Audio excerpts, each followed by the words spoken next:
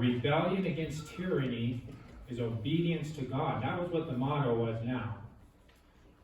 Was back then. It isn't now. But that's what the motto was back then. That's what brought liberty.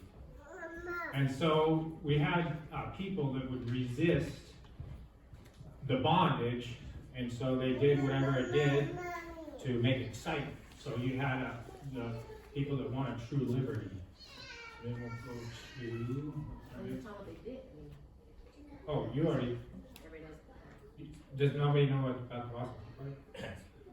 King George III had enacted a tax. I think it was a half a cent on the tea. A half a cent. How much taxes do we pay now for tea? Probably more than that. But the people didn't want to pay it. It wasn't about the tax. It was about the taxation without representation, not the taxes. It was about the principle, because people spent the principle back. Yeah, so we've got all types of reasons why. But anyway, the bottom line was that they were wanting liberty. They didn't want to be somebody controlling exactly what they were doing and how they were living their lives. So they revolted and threw the tea into the sea and told them to go take a hike, basically. But they dressed up as Indians, didn't they? They dressed up as Indians. So the British thought it was just a bunch of hoodlums or something.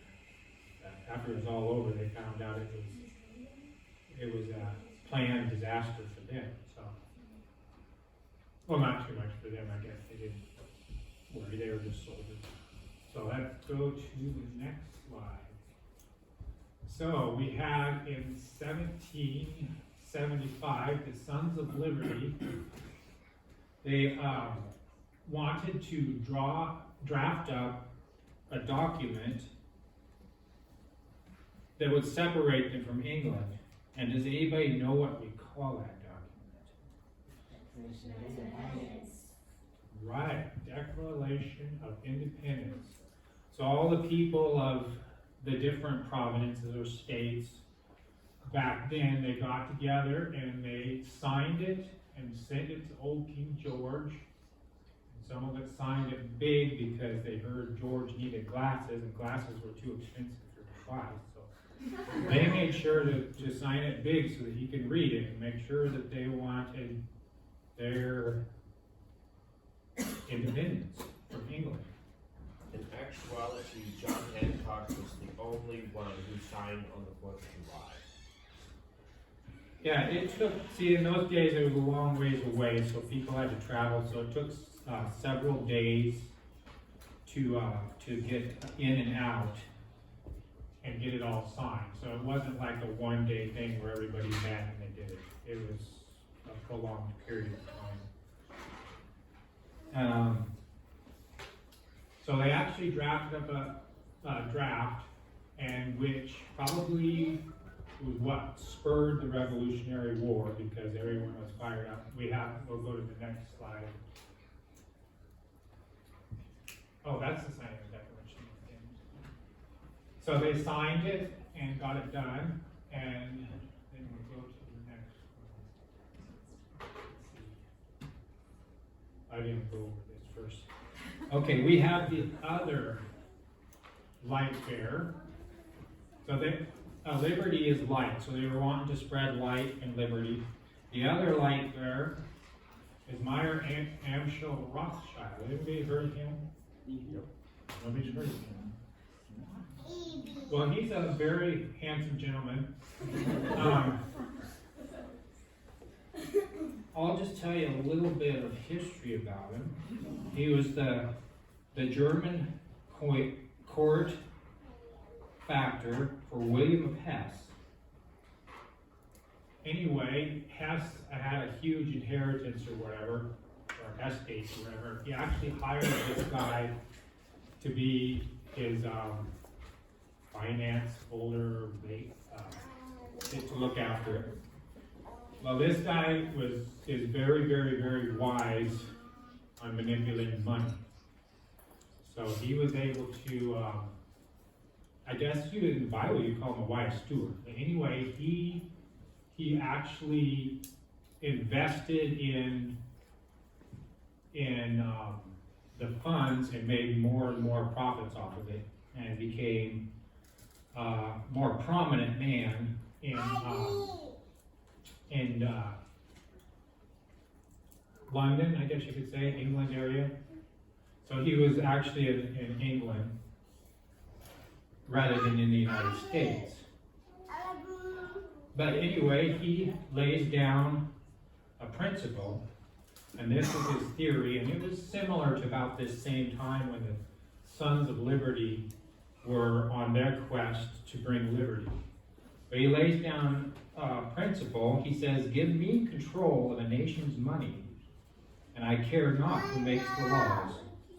So he argued that if we work together, that they could use a central banking system as a means to take control of the world. So he was planning on taking control of the world by using a central banking system. So that's that, gentlemen.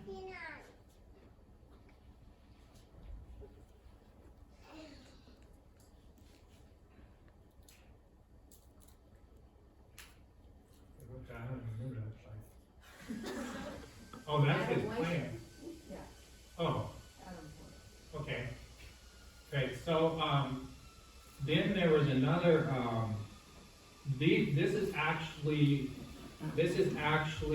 they call it the light bearers. It's called the Illuminati. And you know what Illuminous is? Well, I didn't know what it meant, so I just had to look in the dictionary. Get it written down here. Okay, illuminate. One meaning is just like a light, to light up, illuminate, make bright. Actually, a second meaning as a noun, a proper person, is this meaning: one of a sect of heretics pretending to possess extraordinary light and knowledge. So then Webster also had Illuminati in there, so I looked that up. And it applies to a person who has received baptism, in which a ceremony they received a lighted taper as a symbol of faith and grace they have received by the sacrament. And this fellow here is Adam Weishaupt. He was started up what is called the Illuminati. And he was actually, the other gentleman that we had earlier up there, he actually funded this to get this started. And they started what is called the secret society. And I don't know if you know anything about the secret society, but Adam Weishaupt started it. It appears that he was funded by that other gentleman. Nobody knows really why there's a secret society, but my opinion is the other gentleman wanted to use a secret society to do dirty work, to create whatever he needs to create to gain control and power. That's my personal opinion, but that's why he created it, or funded it. But they actually called their religion Luciferian. I don't know, does anybody know what Lucifer means? Light bearer. Light bearer, yeah, Lucifer is light bearer. Luciferian is a bearer of light. And if you look at the Illuminati, that's what it is. They get a ceremony and to be enlightened, and they receive the sacrament, and they have an opinion that they're wiser than most people in the world after they receive that. And why it's secret, I'm not totally sure. They assume that it's so that when they do dirty work that it's not revealed. And Adam's secret name, I'm trying to find it here. His secret name in the society was Spartacus. Have you ever heard of Spartacus? Anyways, that was his secret name, Spartacus. And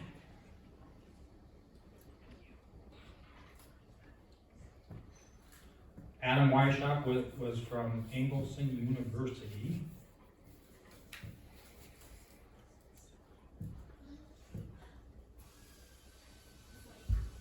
So anyway, that is, So what's the next item now? Oh, the British surrender at Yorktown. So then we have the Revolutionary War, and all the people that we saw in that first signing of the Declaration of Independence, those people pledged their lives and fortunes, and they had sacred honors on the line.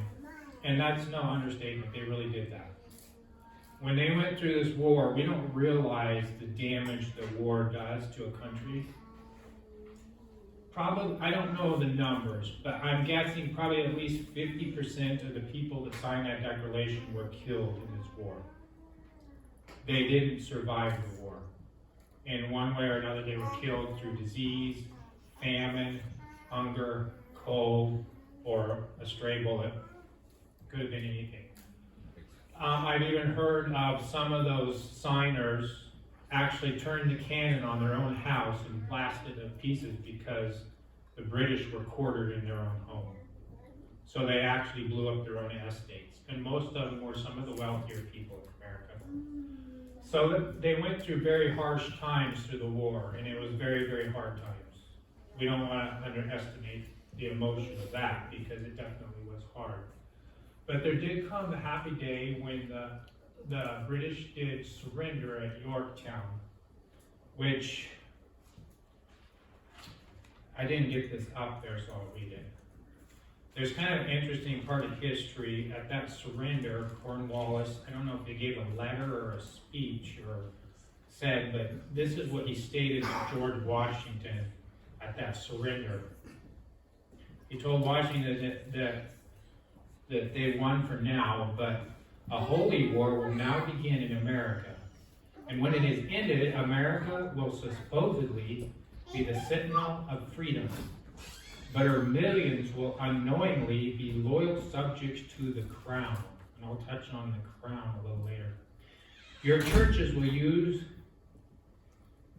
be used to teach the Jews' religion, and in less than 200 years, the whole nation will be working for divine world government.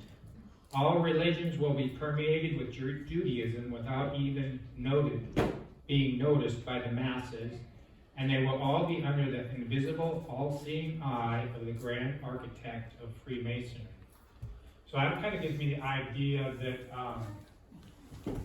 that gentleman is probably a Freemason because he talked about Freemasonry. And that was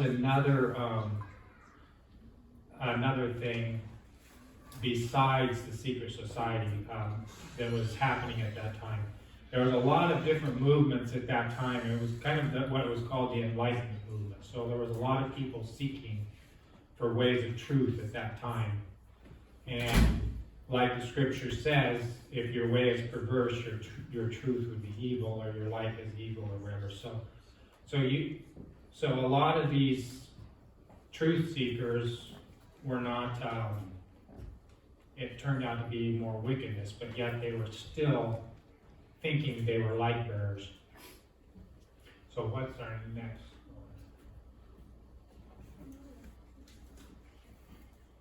one? Okay. So,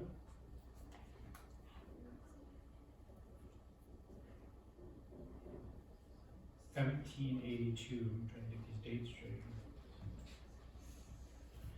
So, they wanted Alexander Hamilton, was pushing pretty hard for a central bank in our country, so he was able to get the Bank of Pennsylvania started. And Robert Morris was actually the guy. I'm not totally sure who this guy is. I imagine there was more than one banker, and they had to guard a lot of gold at that time. But Robert Morris was in charge of the bank. What bank is it?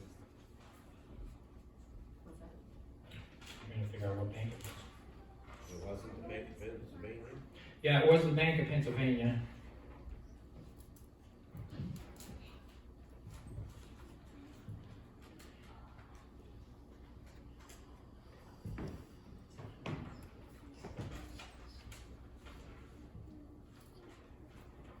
The Bank of the US?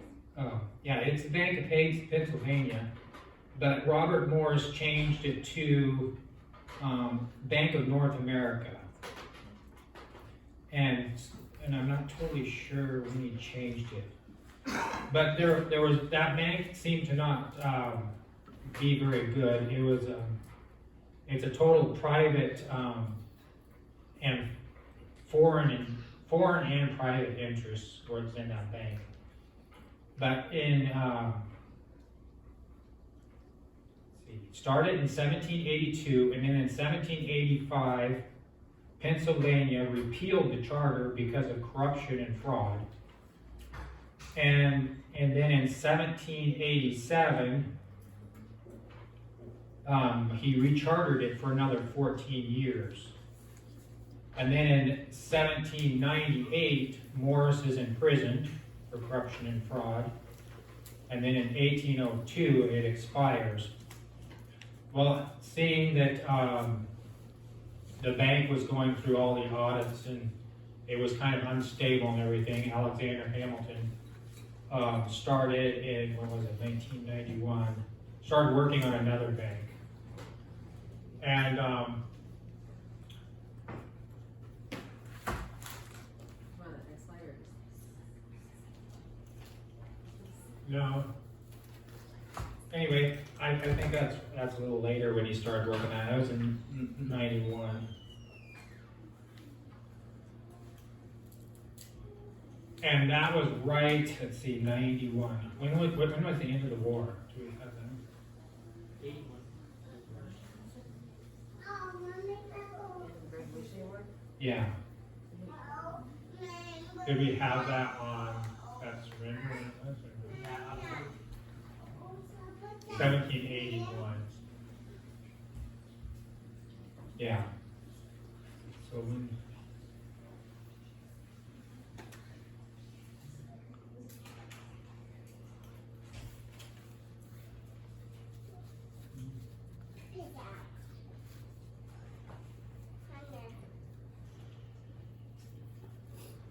So yeah, in 1781, he was successful at getting that bank going, and my opinion is that is more the reason why Britain pulled troops back and surrendered, is because they were going to go ahead with the bank contract that same year, and they surrendered because of that. That's just my own opinion, because we'll see later on in history that they'll probably back that up. Okay, let's go to that emblem there. Okay, in 1780, what is it, 83? Then the Illuminati takes control of Freemasonry, so they merge into one unit.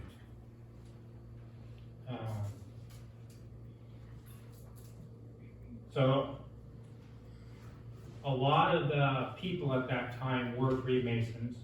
What Freemasonry was prior to the Illuminati merge, I'm not totally sure. But for sure, it took on a Luciferian aspect at that time. And one of their emblems is this all-seeing eye. Also, Horus the goat, the female male, that's half female and half male, goat, person type thing. That's their god, or their, I haven't studied their history, but that's their emblem. So, Illuminati and Freemasonry, then we know that that gentleman, Rothschild, was involved with the Freemasons and the Illuminati and all that as well. So we'll go to the next one. And let's see. We don't have a year on that, do we? What's that? We don't have a year on that, do we?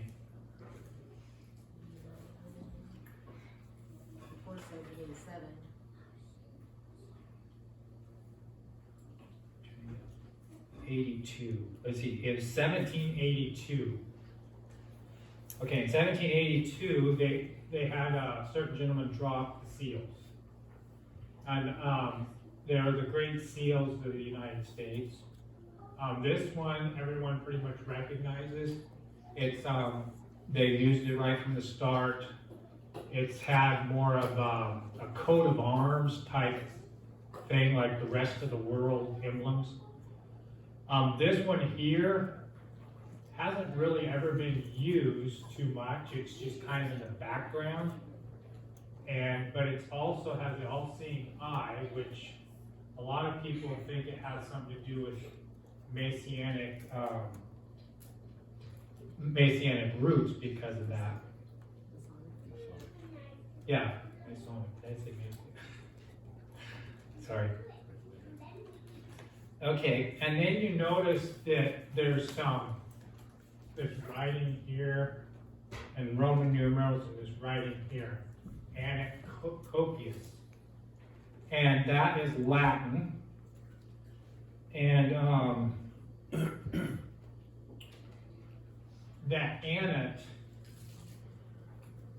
Copius is not, they have regular Latin, and then they have what is called a real sophisticated Latin. That's a little harder to understand. That is the more sophisticated one. So it leaves it open where it's not totally definite. So if you remember how that goes, there's a little different meaning on here if it's punctuating it toward a deity, but it's like there's no deity at all. But it's kind of favor and understanding is kind of what it would mean. Favor and understanding. There's no noun to it. It's not like most people think it's favor and understanding by God, but it's not really there. If it was regular Latin and they changed a little bit, it probably would be. But it leaves it open to any God, basically, I guess you could say. And it's shortened from the one where they were saying. Yeah, there's other quotes in Latin to the god Jupiter or whatever, and this is the shortened form of that. So, and then you got the Roman numeral, 1776, and then down here, Novus Order Seclorum, that would be the new order of the ages. And so,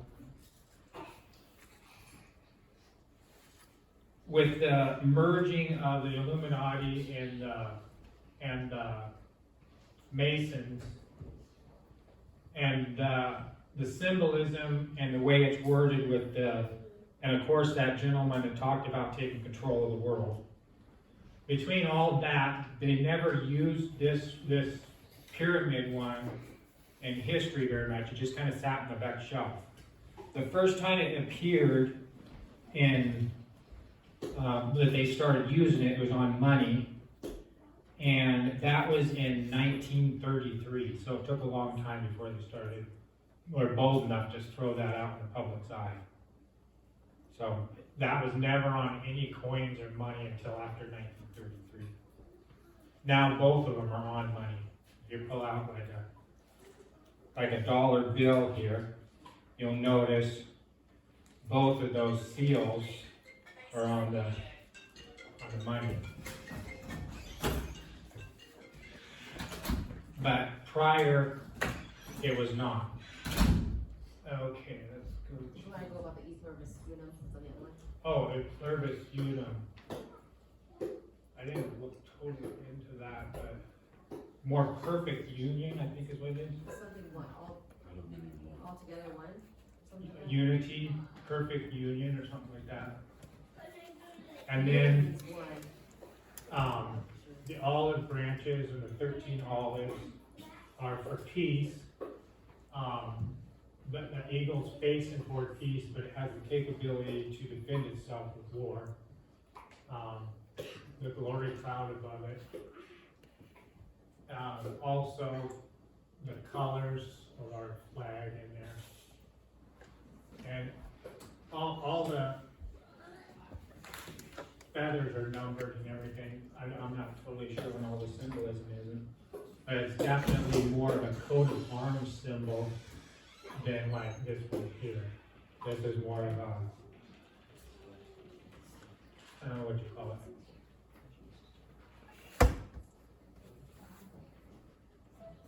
Okay, yeah.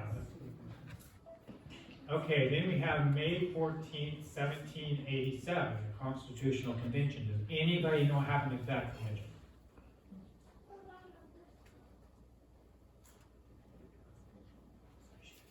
It was the drafting of the Constitution of the United States.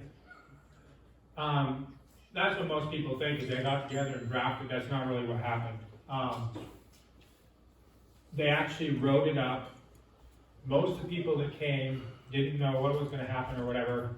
They threw the papers on the table, and then they wanted to make a decision on the papers. So, and like I told you before, most of the people that signed the Declaration of Independence were either dead. So this is almost a totally different group. There was few of the same people there. And most of the people that are there were probably Masons. A lot of the other people that were killed probably weren't Masons, or they were, I don't know. But there's definitely a different crowd here because the war took a toll on a lot of them. And so they didn't really know it. And this also took quite some time because people had to travel and look it over and then sign it and go back. It wasn't as easy back then to travel. But that's when they drafted up the Constitution of the United States. And another thing I want to mention, the interesting about it is a lot of these guys were Masons, and this happened after the merging of the Illuminati and Masonry. So, and prior with the Declaration of Independence, that was before the merge. I just wanted to make that up. Okay. And so they drafted up probably one of the greatest governmental documents that the world has seen in a long time.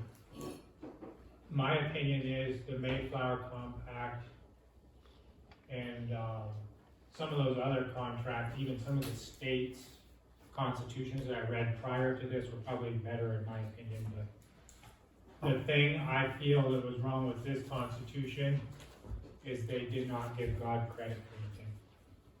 They wanted to do it on their own, which was more of a humanistic mindset, which I think was probably the Mason influence, but that's just my opinion. Okay. Alexander Hamilton, who's ever heard of him? Well, he was kind of an interesting young fellow. Let me see, where is he? I wrote down a little bit of history about him. Okay. He was Washington's aide de camp. He's in 1787, he was at the Constitutional Convention, and he drew up some of the Federalist Papers, and in 1789, he became the first U.S. Treasurer. In 1790, he did a report on the national bank, on a national bank. And in 1791, he was able to convince them to consolidate the federal debt into a national bank, which will help out for the war expenses. That's kind of the excuse. So he was successful in doing that in 1791, and also the bank that they had started earlier with Morris was on such rocky ground they didn't know if it would last, so they were starting up another one. And that was the first bank of the United States. Good, we got it. Didn't know where it was on the paper. First bank of the United States, and it was started in 1791 through 1811.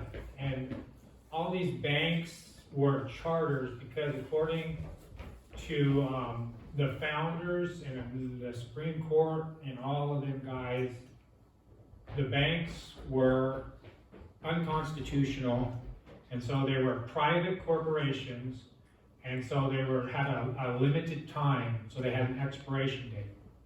So they were what is called a 20-year charter is all they're for, and so they would operate for 20 years, and then they had to renew the charter.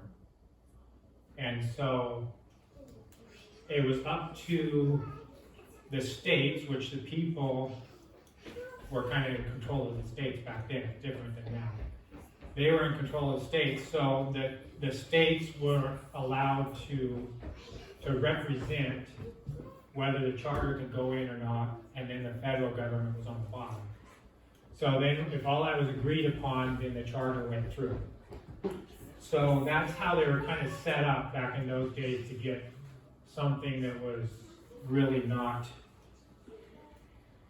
right going, or whatever I guess you could say. So they approved that charter and ran it for 20 years. So what's their next one? I'm just as curious as you guys are. So in 1791, it went through 1811. And Congress, they decided not to renew. Let's see.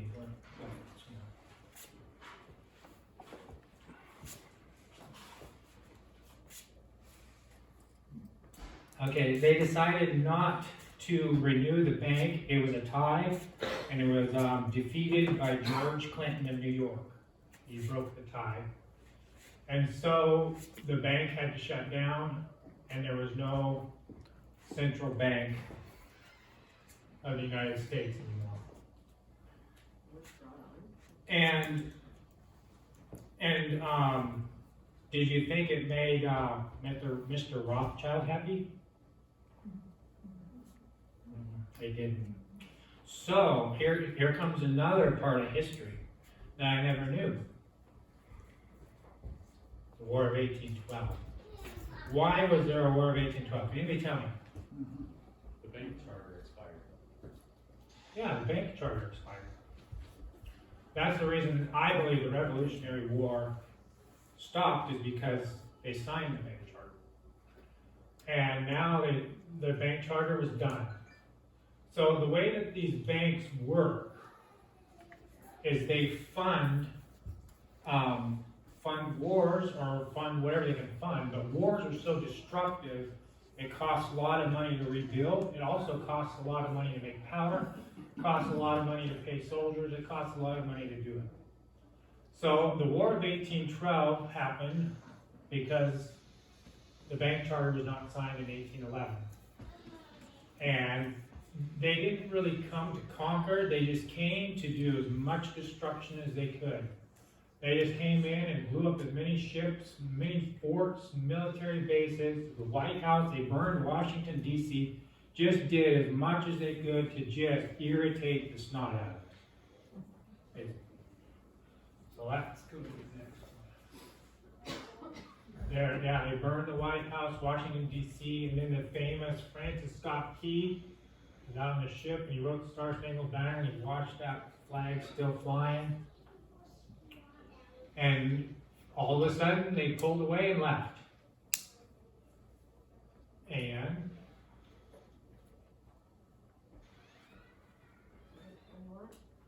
maybe. I don't know. What's that? Good question. Yeah, feel free to ask questions, because I want the children to understand this, but I want it to be interesting. I don't know if you said it, but I might have missed it. Who, regardless of who financed it, who were doing the fighting? Since Rothschilds were based in Britain, it was Britain, and whatever soldiers they hired, it could have been Hessians, who knows. They hired all types of mercenaries to help them. And Same type of thing, okay. so they funded that, and because of Cause destruction. yeah, and because of that, there was so much destruction, then it left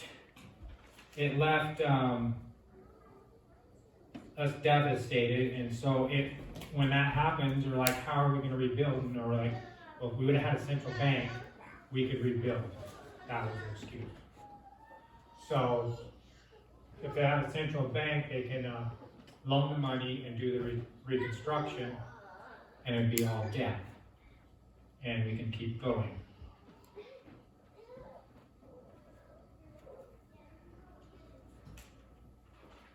So, I'm trying to find when the next, oh, it's probably on here. So 18, I got this fancy chart. Okay, 1812. So, and then in 1816, they renewed the bank charter because of the destruction of the war. It passed through, they went ahead and consented to help rebuild the country. And then, yeah, okay, that's Nathan Rothschild. That earlier gentleman, the Rothschild, he died, so that's his son, Nathan Rothschild. So he was similar to his father. He said that, I care not what puppets is placed on the throne of England to rule the empire on which the sun never sets.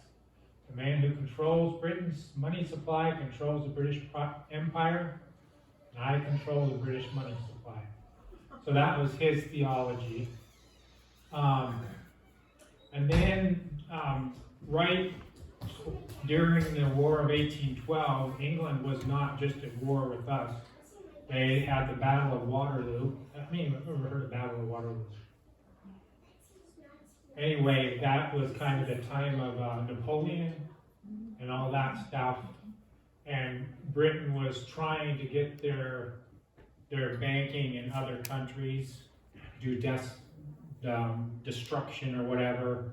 They're doing the same thing, making war and stuff, trying to set up central banks in those countries.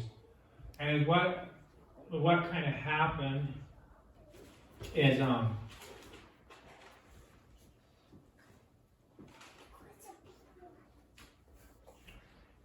that with all that chaos happening, it created a panic in London on the London Exchange.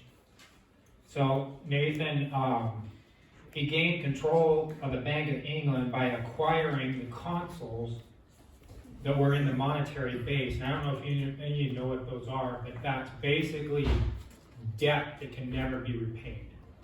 So when they do all of this war and destruction, it costs so much money that you can't repay it. You're paying on the debt and the interest of the debt, but you never repay the debt. That's kind of what we have right now. We just pay on interest, but we have no intention of paying the debt off. So he kind of acquired that, which basically gave him a huge control in Europe. And basically made the crown, or what is it called?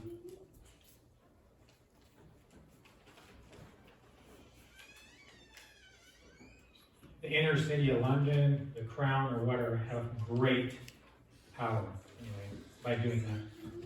And was it the Rothschilds that really pushed in their family to intermarry into their families so they would lose their inheritance? Well, that was the thing is, he didn't give his daughters inheritance, so they liked all the wealth, so they married cousins or somebody from the family so they could keep the wealth. I don't know if that's because of that or if it's their Jewish heritage. I don't know. Okay, let's go to the next one. So,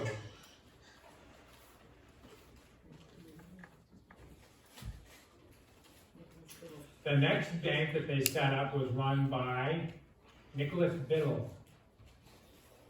And so that was this one here after the War of 1812. They set up the second bank charter, and Mr. Biddle was in charge of it.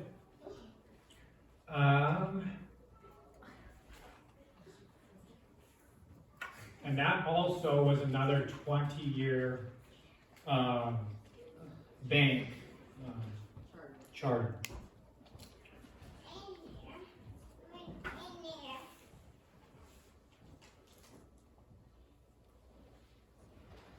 So, because of the high, opposition to the renewal of the other charter, Mr. Biddle was wise. He decided to start 4 years in advance to renew his, charter. So it was supposed to come in 36. So he started to renew it in 1832. And it was supposed to come due in 6. They normally just, pass, they just do it the year before. But he was pretty sure that he was going to have trouble renewing it because it's been quite a few years after the war and everything's rebuilt and everything's doing a lot better. And there happened to be a president in called Mr. Old Hickory. Anybody knows what Old Hickory is? Andrew Jackson. Yeah, he happened to be the president at that time. And Andrew Jackson, of course, said, no way, I'm not going to renew your charter. And so when he said that, the banks went out with what we call a media war campaign, which started what was commonly known back then as the bank war. So the banks basically declared war on the U.S. government. And Andrew Jackson was president, so they did all types of cartoons to Mr. Biddle and all of his bankers fighting against Jackson. Okay, let's go to the next one. It was also known as that all this media coverage on Jackson, that Andrew's wife, I forget her name, that it was so antagonistic to the Jackson family that his wife died just within months or within weeks after Andrew became president. I don't know if that's the case or not, because there were so many people that died young. You look at the records, there's a lot of people that just get a little bit of sickness, and what we would do, take a little bit of vitamin C, warm bath, go to bed, and we'd be fine, but they'd be dead. There was a lot of people that died fairly young. But Andrew Jackson did a lot of quotes. I'll read a few of those. I am one of those who do not believe that national debt is a national blessing, but rather a curse to a republic, inasmuch as it is calculated to raise around administration money aristocracy, dangerous to the liberties of the country. The bold effort the present bank has made to control the government, the distress it had wantonly produced, are but premonitions of the fate that awaits American people should they be deluded into perpetuation of this institution or this establishment of another like it. And he's talking about the bank. Oh yeah, the bank up there. I think okay, and then Andrew Jackson, he actually, whenever they wanted to do a renewal, he actually did an audit on the bank. And so this is kind of one of the quotes he was saying. Gentlemen, I have had been watching you for a long time, and I'm convinced that you have used the funds of the bank to speculate the breadstuff of the country. And when you won, you divided the profits amongst you, and when you lost, you charged it to the bank. You tell me that it is that I take deposits from the banks and annul its charter. I shall ruin 10,000 families. And that may be true, gentlemen, but that's your sin. Should I let you go on, you will ruin 50,000 families, and that would be my sin. So that's actually what he did. He audited the bank. He actually took all the deposits out of the bank, and he created the own private U.S. government bank or whatever. And he put all the deposits in, and he just took everything out of the bank. And stripped it, is what he did. And then he refused to sign the charter. Okay, I think we got one more. All that kind of stuff got his picture put on the wall in Donald Trump's office too. Well, Andrew Jackson was a very crude fellow. I mean, he was in the War of 1812. He fought, he was out there working. And he wasn't like a banker or a politician. He was a rough hewn guy. Yep. He wasn't no polished politician. So that was probably a few notches against him because of his character and his roughness too. and you are a den of thieves, and I intend to rout you out, but by the eternal God, I will rout you out. And if the people only understood the rank injustice of our money and banking system, there would be a revolution before morning. So he was, he definitely did not favor the bank's charter. And I think it probably made quite a bit of stir for the people, because there was quite a resistance to the bank. But yet there was a lot of publicity the other way too. There was, I mean, it was a war. They called it the bank war. I mean, there was a lot of confusion, I guess you can say, over it. But he did audit the bank, and he found corruption, and he vetoed the renewal, and he ordered the Secretary of Treasury to remove all the deposits into from the centralized bank into their, I don't know what he set up. Probably to the U.S. Treasury, maybe, I don't know. But anyway, he paid off the statement and the national debt. And somewhere I have written,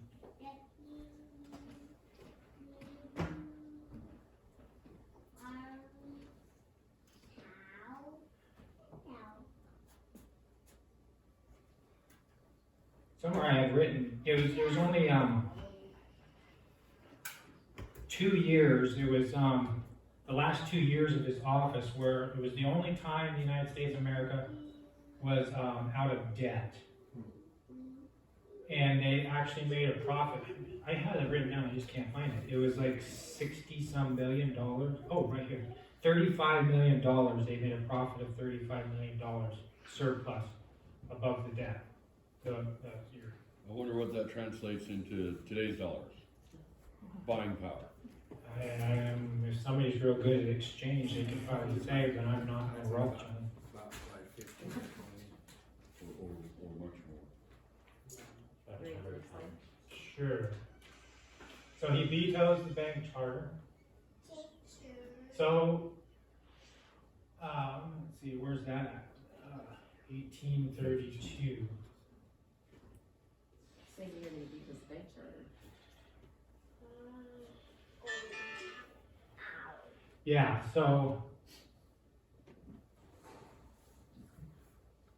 that was probably the last term of Jackson in 36, 32. 32. It's interesting that Congress passed it, huh? So they tried to start another bank charter with John Tyler in 1841. And he wouldn't sign it. He said, no way. John Tyler, Do you have the wrong date on there? No. Maybe I did. the power Oh, yeah, of Congress to pay a national bank to operate per se. per se over the Union has been a question of dispute from the origin of this government. It will suffice me to say that my own opinion has been uniformly proclaimed to be against the exercise of any such power by government. John Tyler was not. I read so much history, I'm getting mixed up.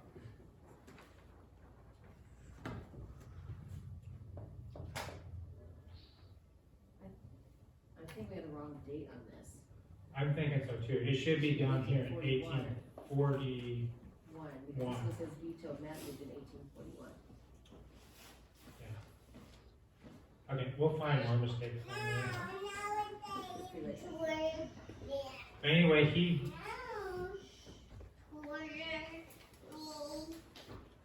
he wasn't supposed to be president. He was kind of a wild guy like Old Hickory. But they used him as like vice president and stuff like that. And I think that's how he got in. McKinley. Or was that the other guy? Wasn't that Woodrow Wilson? No.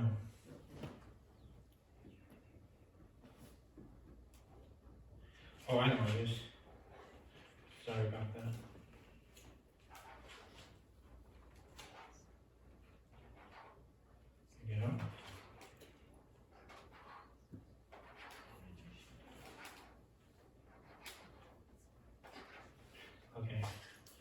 Yeah, so Harrison was president and Tyler was vice president.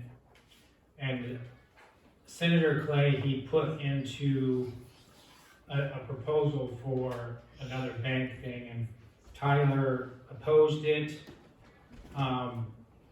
They didn't assassinate him, but it's the first time they tried to impeach him. He was also the first vice president to come into office from the death of the president. So he was one of the first.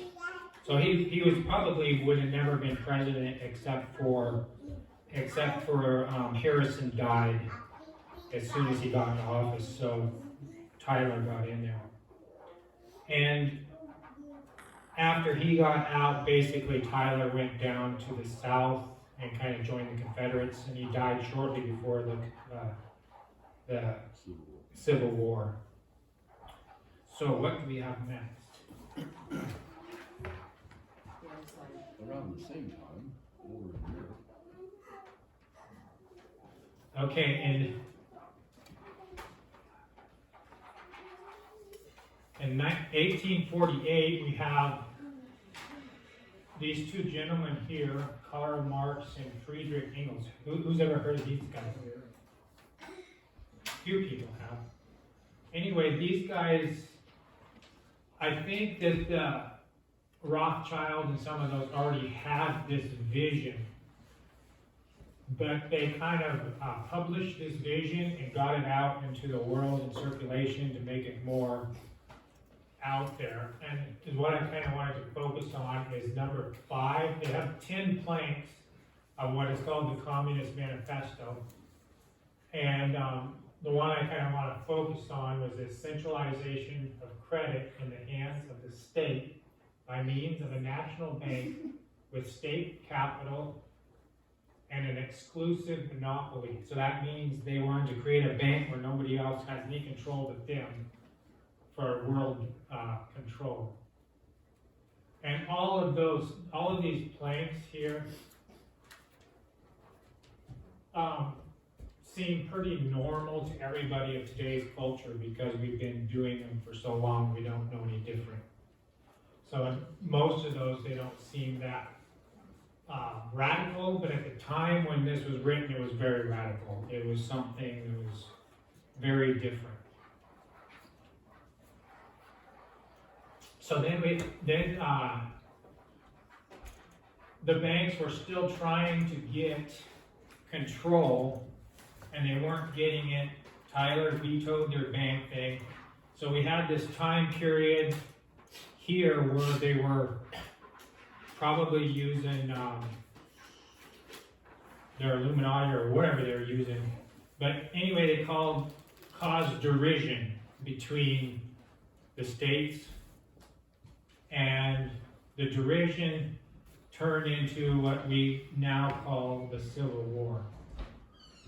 So that started in 1861 and went through 1865, which was probably one of the most bloodiest battles in history up to this time. I mean, it was a very gruesome war. If we look at the history, Rothschild funded Lincoln, and he also funded Jefferson Davis.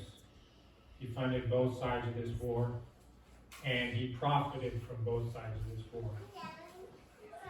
And because of the devastation and so much destruction, when Lincoln was president, he was forced to sign a contract with the banks. So that was when the first bank charter, to fund the war was started.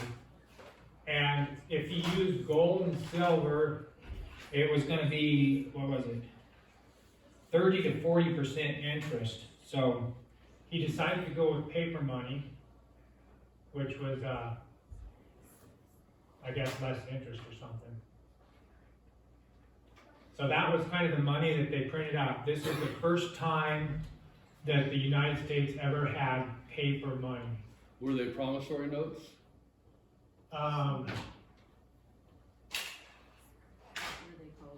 Does the word note appear on the faces? It was a note. See, I'm trying to figure out where I wrote that. I got too many notes.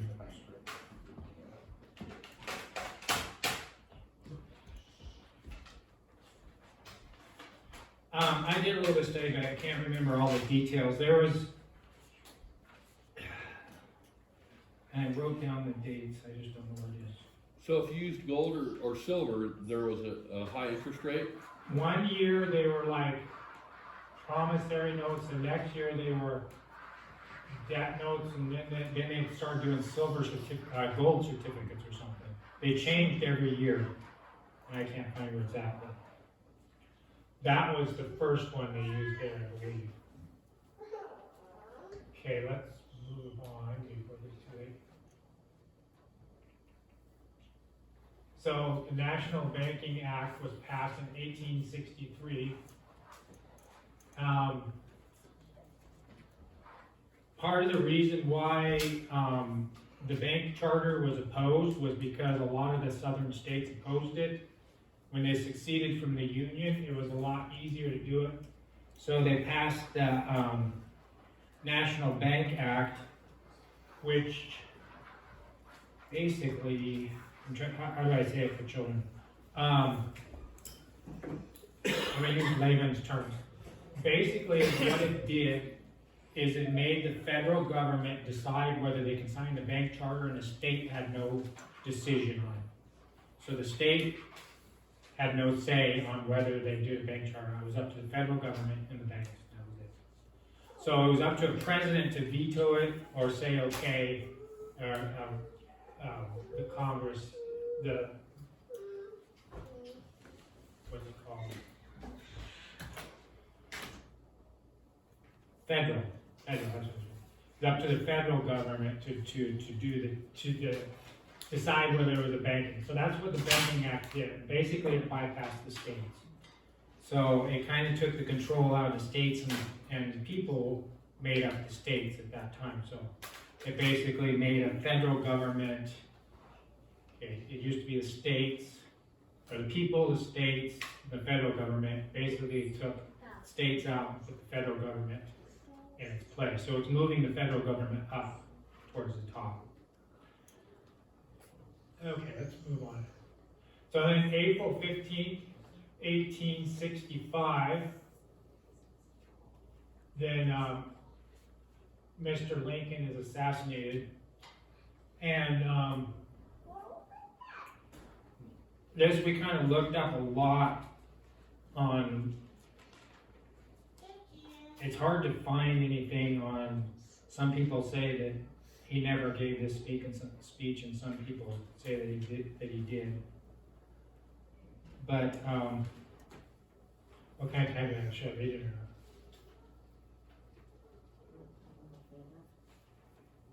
not? Well, It's not that long. anyway, but Lincoln in 1864, it kind of appears that he starts speaking out. Suppose he wrote a letter to some guy It's like, let's see, he said, it's like he feels like he made a deal with the devil. And so he started speaking out the other way.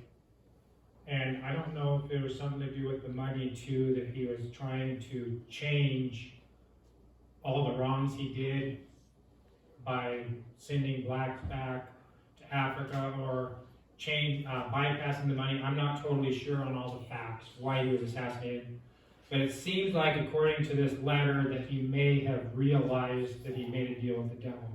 So I'll read this letter. I see in the near future a crisis approaching. It unnerves me and causes me to tremble for the safety of my country. The money power preys upon the nation in times of peace and conspires against it in the times of adversity.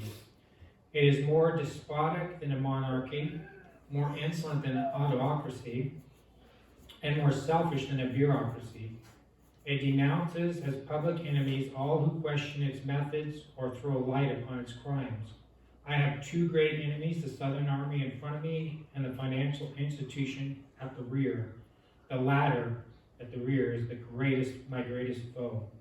Corporations have been enthroned, and an era of corruption in high places will follow, and the money power of the country will endeavor to prolong its reign by working upon the prejudices of the people until the wealth is aggregated in the hands of a few, and the republic is destroyed. So it appears like he realized that he was working on the wrong side and kind of wanted to make things right, which evidently there was some friction with the bankers because within 5 months after that, he was assassinated. And then we have, Oh, I have this quote here, the London Times. oh, yeah, during the Civil War, before they passed that legislation, the Rothschild put this in the London's Hazard Circular, in the London Times. It is a mischievous financial policy which has its origins in North America, shall become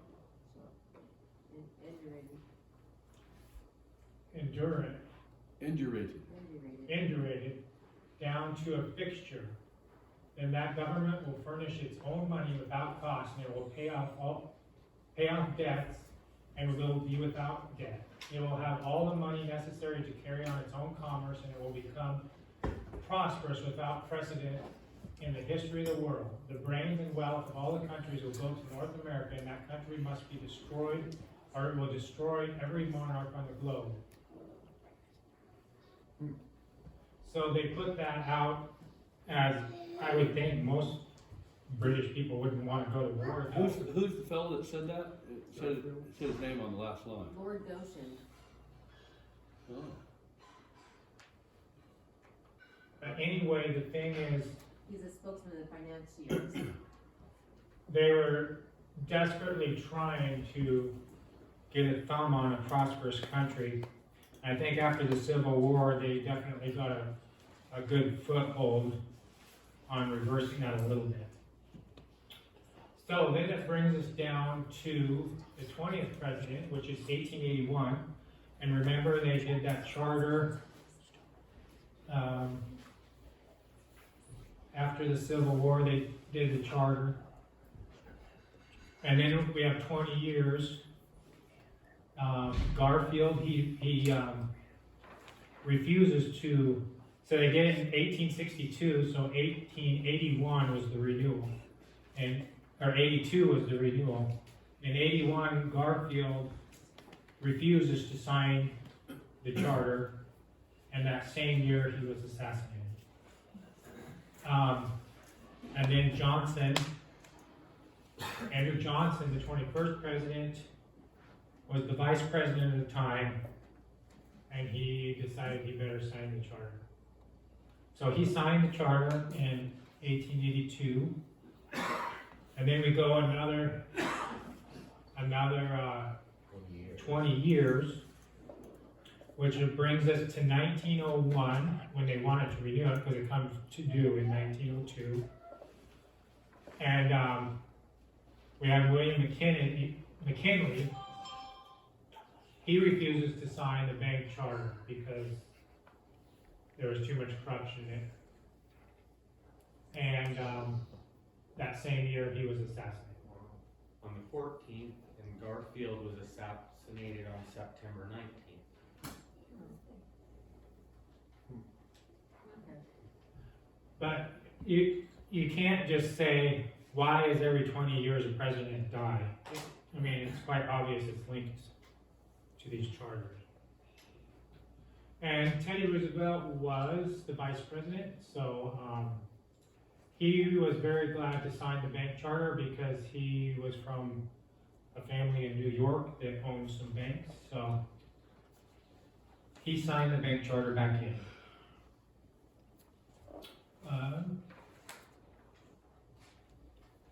There you go, this thing. The 3 guys. Oh, yeah. I wonder if Roosevelt is a Norwegian or a Swedish derivation of the name Rosenfeld. I don't know, I've heard, that they changed their name when they came here because they wanted to make it a little more soft or something. I've heard it was Celtic. Okay, so, we go another 20 years. Let's see, no, we don't go another 20 years. They signed the bank charter, Teddy signs the bank charter, and he's president and does his term and whatever. And then we have, this gentleman right here, Mr. Taft. That's Roosevelt. That's Roosevelt. Oh, this is Taft, the guy with the big mustache, they both have mustaches. Okay, we have this guy here with a big mustache. And they're coming up on an election, this is kind of interesting. They're coming up on an election, and Taft said in his re-election that, he would not sign the bank contract. That's not what he would do. And, so I think this is where they wanted to do a little political manipulation. So what they did is, Roosevelt, he always ran as a Republican. So, they had like a conservative party too. And so this guy, I think, was a Republican too. So he couldn't run Republican. So he ran conservative against Taft. And, this guy, I don't know. Woodrow Wilson. I don't know, he was probably in the Democratic Party, I guess. And,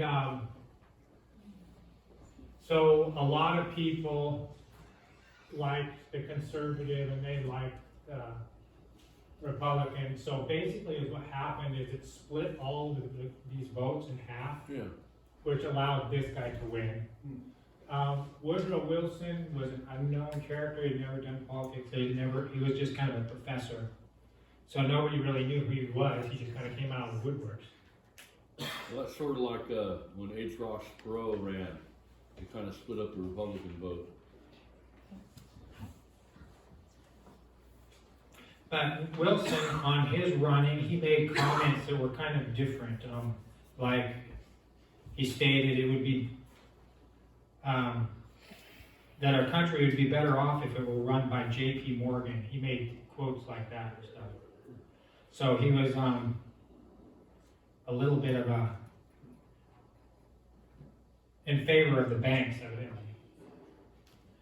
So then, So 1913.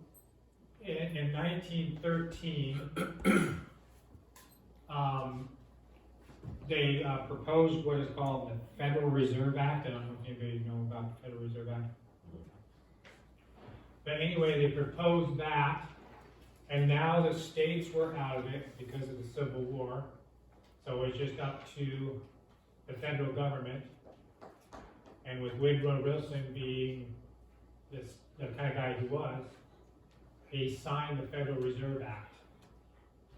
And I guess the banks were so honorable of them, they made a $100,000 bill out of them.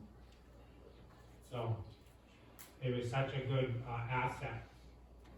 And I don't know if any of you know what the Federal Reserve Act did, but basically is what it did is those charters that were considered illegal that they had to renew every time. Basically, it made a permanent part of the government where the bank basically was the center controlling of our government. So that's basically what it did. So there's no more charters. It was basically bank control. And I thought this was kind of interesting. I saw this quote, 1919 by Woodrow Wilson. This was after World War I. He said, "I am a most unhappy man. I have unwittingly ruined my country. A great industrial nation is now controlled by its system of credit, and we are no longer a government by free opinion, no longer a government by conviction and the vote of the majority, but a government by the opinion and the duress of a small group of dominant men." So evidently he kind of realized he made a league with the devil too later on in life, and actually made that statement. So, as a result of the Federal Reserve Act, 1913, the bankers were in control. The best way to make money is gonna guess? War, right? So the first thing was on the agenda, war. And the bank is definitely gonna do a war that causes countries destruction, and they want to set up a bank in that country. So that's the goal of the destruction, reap off of financing the war, reap off of the benefits of that conquered country to put a bank in it, make them sign up with a bank. So for them, war is a win-win-win situation.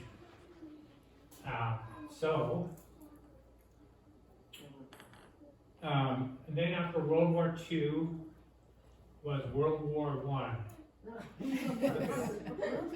I got that backwards, didn't I? After World War I, World War II. You would think I know how to count by now, huh? Okay, that was September 1st, 1939, September 2nd, 1945. Let's see, it's basically 20 years again, just like. Well, yeah, I was gonna point that out. We had this 20 years, I never noticed it till I put this on the chart. We had this 20-year bank charter every so often. And then whenever, let's see, the last one was McKinley. To John F. Kennedy is 61 years. And if you average that out between the wars a little closer, but basically if you average it out, it's every 20 years there was a war, and then the assassination of John F. Kennedy. It still followed that 20-year assassination or war destruction pattern, even though the contracts were out there. I don't know, I just thought that was interesting. So then we have World War II.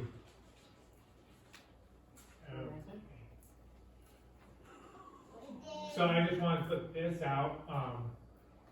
This is Article 1, Section 10, Clause 1 in the Constitution. It says, no state shall enter into any treaty, alliance, or confederation, grant letters of marque or reprisal, coin money, emit bills of credit, make anything but gold and silver coin and tender in payment of debt. So basically, the whole thing with the bank is to make all of this null and void.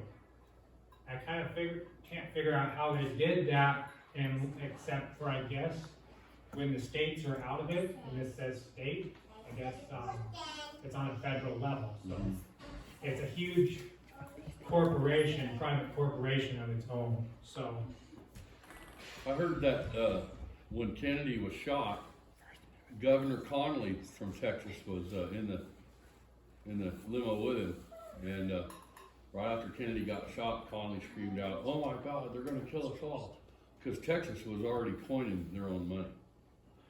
well, that was the thing with Kennedy is, I think he had already printed money, and it was actually in circulation, and so evidently it must have been the U.S. Treasury bypassing the Rothschilds somehow. I don't know all the details, but evidently it made them mad enough that the House of Kennedy and Rockefellers and Rothschilds, some of them guys, had some of the hitmen, secret society. So I wanted to point this out. Since World War I, or basically the Federal Reserve Act, I guess you could say, they said we hate war. That's what it is, war. We've got to stop war. So they started the Council of Foreign Relations in 1921. And there's Operation Paperclip, which was basically after World War II, where they brought all the smart people that know how to do war, brought them and made think tanks out of it. Then you have the United Nations in 1945, which is right around paperclips, right? And then you have NSC, the National Security Council, in 1947. And then, of course, the CIA was created in 1947, which I think was just extension of the secret society, which has been there all along.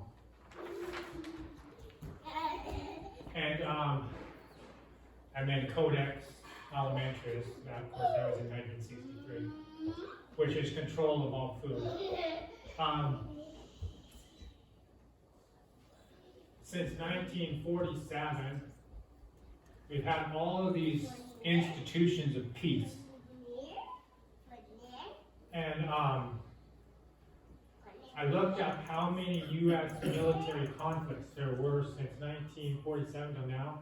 There's 258 of U.S. conflicts of war since 1947.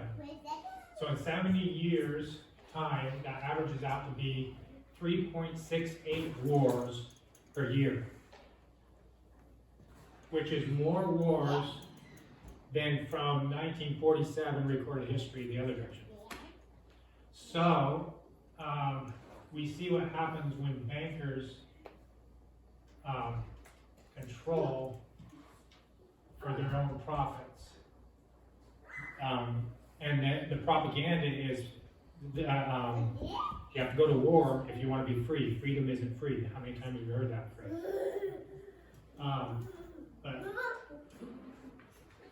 So then I'll end with some of these scriptures. The rich ruleth over the poor, and the borrower is servant to the lender. So that's another thing we need to keep in mind. In the future, is don't become a borrower to this. A borrower from the. Don't lend money from this institution, because if you don't support it, it dies.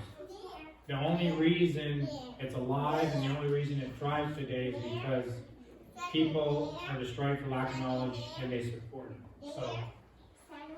So that's a good one. A brutish man knoweth not, neither doth a fool understand this. When the wicked springeth grass, and when all the workers of iniquity do flourish, it is that they shall be destroyed forever. But thou, Yahweh, art most high. So we know this is only for a season. When the people's heart turn back to Yahweh, when they realize what they have done, repent of their sins, they'll be destroyed. You don't have to worry about that. Yahweh will take care of them, but Yahweh reigns forever. So I want to. That's all you got. Oh, You had a few more scriptures, but I didn't get on. I didn't read this one. You just did it. Oh yeah. You just did it. Where'd it go? Oh, do you want me to read You that? had more on there, I didn't do them then. If you want to read those. Where'd it go? What was that? Psalm 92. Yeah, Psalm 96:3.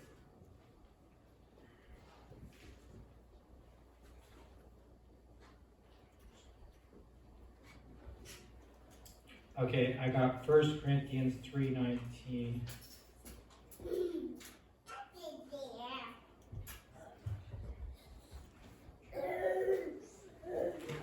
For the wisdom of this world is foolishness with God, for it is written, He taketh the wise in their own craftiness.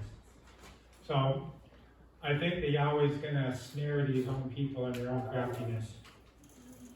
You have to remember that in Isaiah, Yahweh said, I create the light and I create the darkness. So He's in control of both of it. Because what He wants is for us to come to Him. And when we don't come to Him, then we're in distress. And that's kind of what we've seen through history. If we choose the wrong light, I guess I should say, or the de facto light. I think Zephaniah said something about that in his talk about the dark. How did you put that? I was reading that scripture. If the light that is in you is darkness. Is that what you're talking about? Yeah. Okay, I got 1 Timothy 6:9.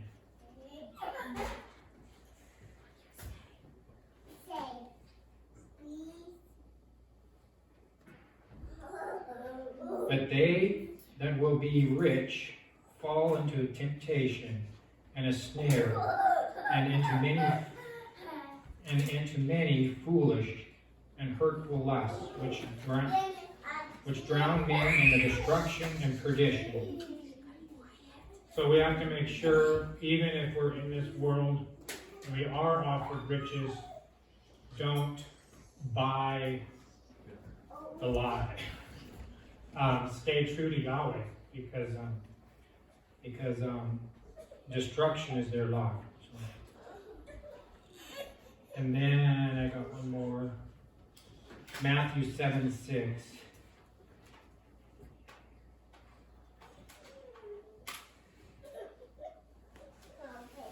Give not that which is holy unto the dogs, neither cast ye your. I don't think that's where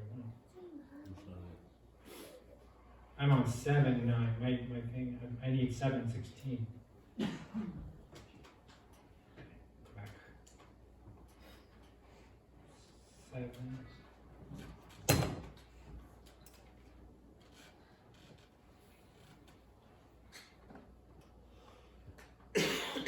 You shall know them by their fruits.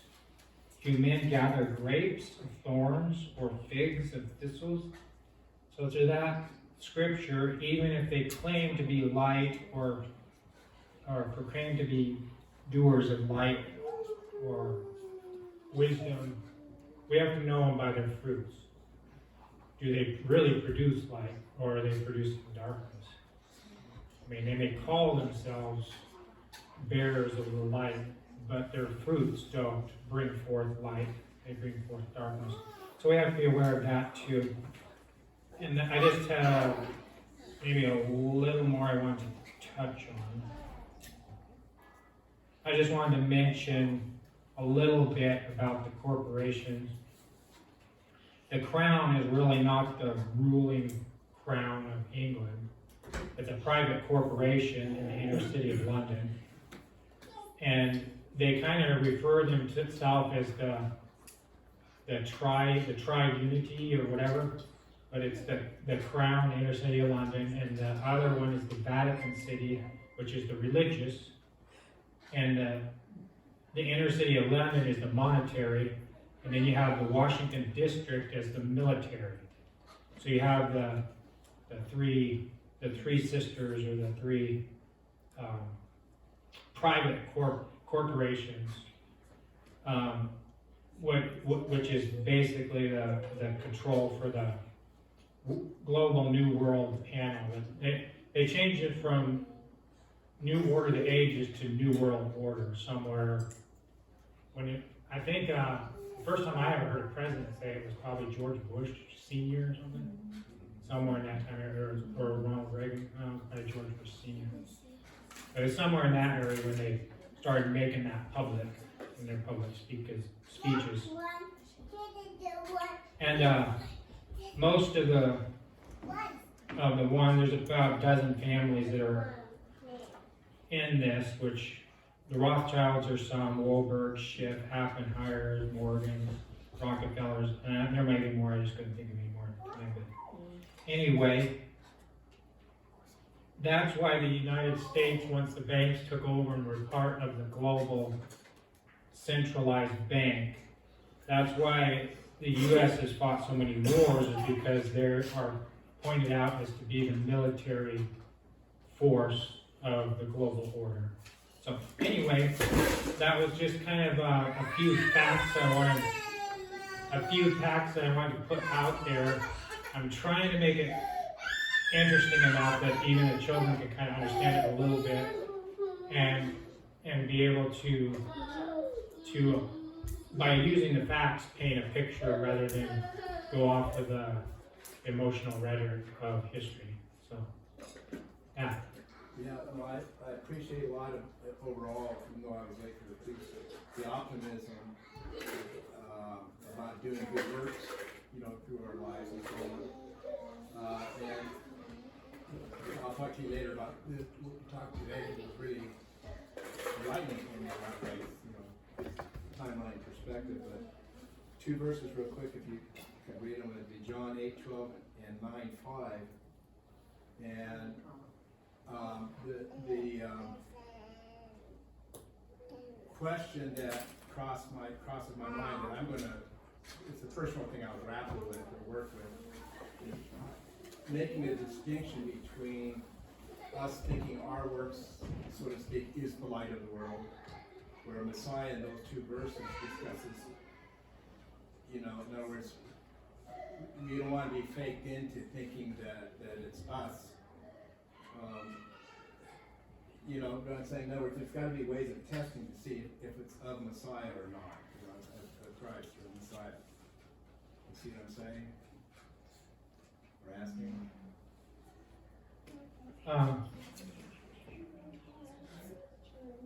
He says, "He who follows me will never walk in darkness, but will have the light of life."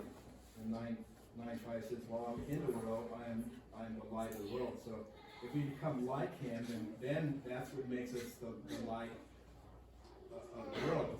Because I know a lot of people in my area, they're fantastic on a lot of great things, but their moral behavior, their a lot of the things, people do drugs, and I didn't really know unless they say that there are other businesses around. But they do really good quality work. You can trust them financially, and it seems like in decisions. But the character and quality isn't the highest of morals, and I think the morals are something that are tie into that. Well, I think that's what Yahweh's going to be doing here, is He's writing the law in His heart, in our hearts and our minds. And I think a lot of it is when He writes that in our heart, we'll see it in a different light. So a lot of people, when they look at some of the proposals they do for this emotional rhetoric, people are just gung-ho to go do it. Like, they just trip over each other to go get a vaccine or go do this or do that, whatever they tell you they want to do. But I think as He writes that into our hearts, we'll just know, we'll just say, that is destructive. Just like that circular that they wrote in London. If it was me, I would never sign up and I'd never do anything. But for the average person, it's like, oh no, this is this is before Hitler. Modern day Hitler's coming through, he's going to destroy and take over the world. How horrible, we better go destroy them. That's the mindset of the people. That's wonderful news to hear a letter like that. For me, it would be like, well, that's wonderful if there's a country like that. So it's the conditioning of our heart to be the way one person could read that same circular and think that it's wonderful, and the other think it's abominable. So it's the heart of how you read it and how you interpret it. I'm appalled at how some horrific things people think are wonderful. I mean, it's just appalling, but I think it's wonderful that Yahweh's changing the hearts of the people into His likeness and image. So, and as more people do that, the light's going to shine in the counterfeit light, which creates darkness, which shades the light. It's going to melt away. Yeah, absolutely. Anyway, I wanted to share that just to a little bit of history, just to make it a little clearer instead of having all the whys, wondering why this, why that. But I just left the emotional rhetorics out, like James Booth went over and shot him, and he was a madman, all that stuff. Anyway. Had to be there. Okay, well, thank you. Thank you.